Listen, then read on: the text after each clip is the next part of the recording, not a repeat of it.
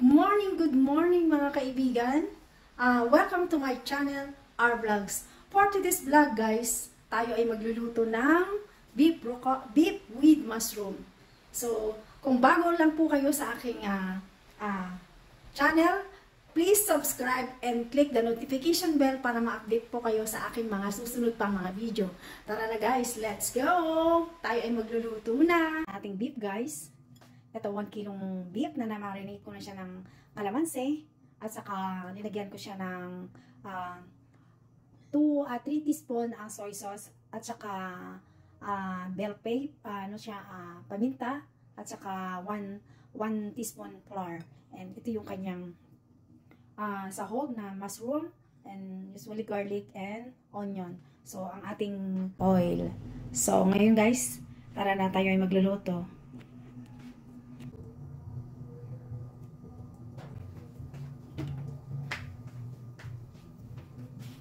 So yan guys, mainit na ang kawali. Maglagay tayo ng oil. So open natin yung oil guys. Ang gagamitin natin oil guys is Golden Fiesta. Disclaimer lang po, hindi ako nag-promote. So usually ito na yung everyday use natin sa pagluluto. So yan, lagyan na natin ng oil. Yan, tadyahin lang po natin ang oil.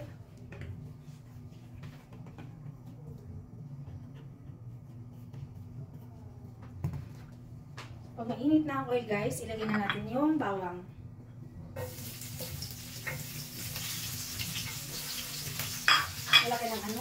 Lalaki ng hiwa ng bawang. So ito, susunod natin si onion. Pahinaan lang muna natin yung apoy para hindi masyadong malakas ang apoy.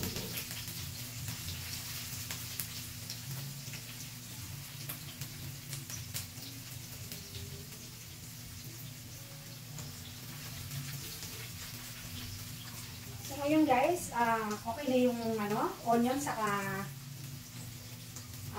bawang. Ilagay na natin yung beef.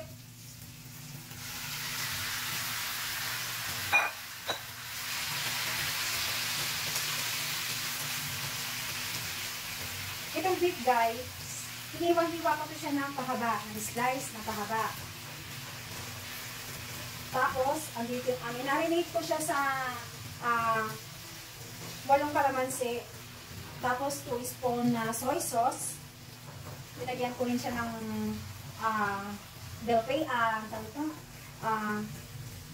paminta, at saka 1 teaspoon na flour.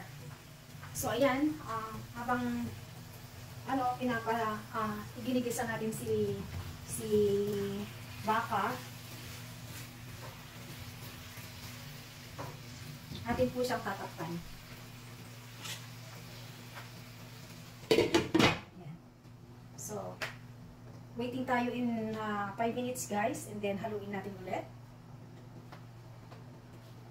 So, ayan na nga guys, i-check natin ang baka kung malambot na.